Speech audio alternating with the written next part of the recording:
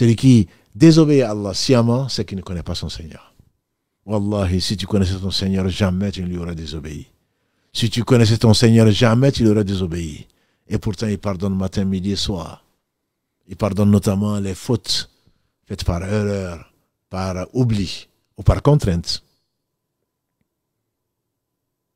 Et donc, on est tous obligés d'apprendre, pas de connaître le Coran par cœur, mais d'apprendre ce qui te sera utile et indispensable quand Allah a interdit le halal, le haram, quand il a ordonné ce qui est le reste, les ordres d'Allah subhanahu wa ta'ala, et tout le reste, quand il s'est tu, ce n'est pas par oubli, comme l'a dit le prophète sallallahu alayhi wa sallam.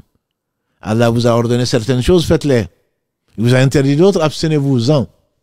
Et il s'est tu sur d'autres choses. Ce n'est pas par oubli, c'est par miséricorde. Donc ce qui est halal, ce qui est haram, tout le monde est tenu de le savoir. À commencer par qui est ton Seigneur. Même si les spéculateurs égareurs, innovateurs, ont voulu complexifier. Les compagnons du prophète ne se posaient pas de questions. Comment Allah fait ceci? Non, ne fais pas cela, tu ne reçois pas de révélation autre que de Satan. La révélation s'est arrêtée à ce que le prophète sallam a dit. Il appartient à Allah d'ordonner, disait l'imam al-Awza'i, qu'Allah les fasse miséricorde, un contemporain de l'imam Malik, qu'Allah les fasse tous miséricorde. Il appartient à Allah d'ordonner, aux messagers de transmettre, et nous attestons qu'il a transmis, et aux croyants d'y croire, sans chercher ni le comment. Sans nier ce que Allah a décrit de lui-même, soit dans son livre, soit par son prophète sallallahu alayhi wa sallam.